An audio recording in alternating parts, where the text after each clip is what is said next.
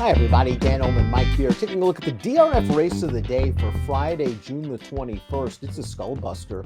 Let's throw up the field for race number 2 at Belmont at the Big A.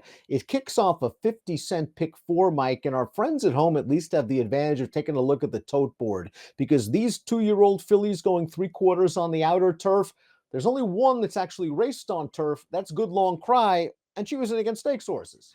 Yeah, I kind of against stakes horses. Yeah, she has the turf race. She's the morning line favorite.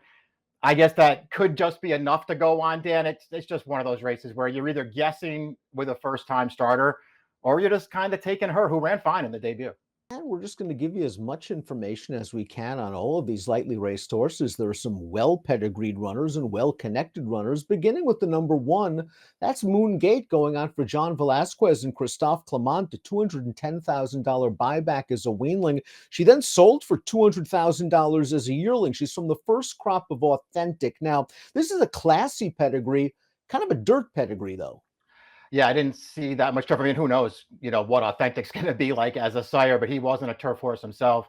He didn't have a big turf pedigree. And the Dan was a dirt horse, Dan. She was pretty good, but she was a dirt horse. She did win her debut, though. She actually won the first 2 starts of her career. So maybe this is a little bit win early, maybe catching the right field. Clement, if nothing else, great with first-time starters. Doesn't matter the surface, doesn't matter the distance, doesn't matter the age. He's great with first-time starters. Second dam was graded stakes placed on dirt as well, but I have a feeling this filly might be ready to go. A couple of interesting looking workouts leading up to this. Now, conversely, the number 2, the Sugars, has only raced once. She was washed off the turf, but her pedigree is all turf on the bottom. She's a full to a stakes winner on the turf, and the dam was a Group 3 stakes winner in Italy. The fact that she showed a little bit of interest, I think, in her debut bodes well for switching to turf because I think this is going to be her surface. I agree. It feels like that's obviously the surface Terranova wanted her on in the debut. He left her in when it got rained off. And, listen, she actually took a little bit of money that day, Dan. She broke very slowly, about a length slow out of the gate, rushed up to do some chasing,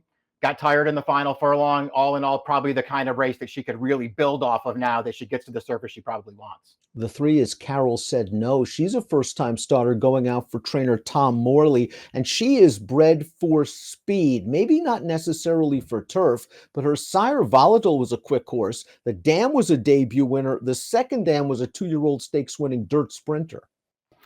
Yeah, it's kind of a confusing pedigree. I'm not sure that I love it for the grass. Who knows? Again, Volatile, one of those newer sires who was fast but wasn't a turf horse. We'll see what happens, Dan. I didn't love this horse's pedigree. It's not like Tom Morley's great with first-time starters, although he's had a couple of interesting ones so far this year. Lady River Lily is the number 4. Now, she has some experience. She made her debut at Monmouth Park on dirt going 4.5 furlongs, and she never got out of first gear. The dam only raced once on the turf. It didn't work out. If you go way back in the pedigree, at least, it's Big Brown's female family, and even though he won the Derby and Preakness, he's a pretty darn good turf horse as well. There it was. Second dam is a sister to Big Brown, and the second dam won twice on the grass. So there is a little bit of turf in this pedigree by Lord Nelson. Did absolutely nothing in the debut on dirt behind a 1-9 winner. Good Long Cry, I mentioned, made her debut against stakes horses at Gulfstream. I mean, how many stakes horses do we know? We don't know because it's a May 2-year-old race for mostly for turf horses trying to get their way to Royal Ascot. She ran fine. The runner-up came back to win on dirt. We know these connections excel with turf sprint types, and Good Long Cry has the experience edge. I wish I liked the debut a little more. I'll kind of agree with that. I mean, to me, she just looked a little green in that race. She just wasn't totally clued in. I mean, there was a point in the upper stretch there where I thought she might finish last, like she wasn't going to run at all. But then she sort of picked it up and she kept going at the end. I just feel like she really needed that race. To put it into some perspective, it's a stakes race on paper. It was an 8-horse field. 5 of them were first-time starters, including the 1, 2, 3 finishers. So it wasn't really a stakes race. That being said, the horses that she was in against are probably better than anything she's facing here. Mark Cassie trains both the 6 and the 7. We'll start with the 6, Burner Account, who figures to be the bigger priced runner. Why? Well, she's a Minnesota bred, and she only sold for $15,000 as a yearling. I do like her sire Flame Away with turf horses. He's a son of the good turf stallion Scat Daddy. The second dam was stakes placed on the turf. The dam's a half to a stakes placed 2-year-old going a mile on dirt. not a ton of turf and not as much black type as some of the others in their female families. Yeah, we'll see. I mean, if you have to go back, I mean, the third dam was a grade one winner on the grass collect the cash. So there's some turf in there. There's quality in there too. The second dam is a sister to a grade one winner on the synthetic surface. I really like the flameaways on the turf, Dan. This horse is pretty interesting. Both the Cassie's horses have something to offer in this race, I think. Next door neighbor is the 7 Abiento. Now, this horse sold for $210,000 as a yearling by the excellent stallion Not This Time. She's a half to a multiple 2-year-old stakes winner that won her career debut, won stakes races on turf and synthetic named Mr. Hustle. She's a half to a 2-year-old grade 3 stakes placed runner that also was able to win her career debut. And the dam's a half to Lauban, who was a pretty good stallion in New York before passing away. So there's a good, strong pedigree here. Yeah, there's plenty to go on with this one. Mark Cassie, he's already got 7 2-year-old debut winners this year. I mean, he's got tons of 2-year-olds. He's already got 7 winners with these horses, and we're just getting started. Laughing Lady is up next, going out for Tony Dutrow. Is kind of underrated. I know he hasn't popped a lot with first-time starters recently, but you really never want to sleep on these kind of horses. This one's by Practical Joke. The dam's a half to a stakes-winning turf rider, and this horse sold up. A $55,000 weanling up to $190,000 as a yearling. Good sign that Flavien Prat takes the mount. I think so too. There's some turf and there's some quality in this female family too. I don't love the Practical Jokes on the turf, but there's plenty to go on the bottom of this pedigree. Anthony Dutrow is very underrated. He can get a first-time starter to win. I'm with you. I think Pratt taking the mount's probably a good sign. This horse is interesting. And while Graham Motion isn't exactly known for winning first time out a lot, he's been able to do it with the right kind of horse, and maybe the 9 Warming is the right kind of horse.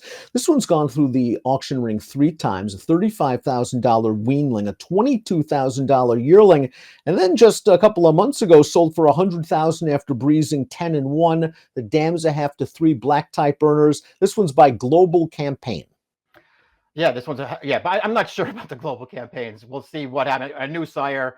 We'll see if he turns out to get turf runners.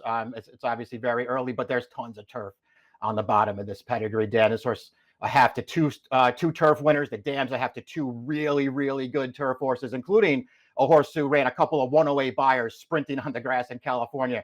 There's turf on the bottom. Motion. I like that this horse was recently purchased after training up to the sale, Dan, just breezing right along. Yeah, just breezing right along. The Breeze 3 back at the end of May looked like she got the better of that other unraced horse who's going to be making her career debut at Laurel Park on Saturday.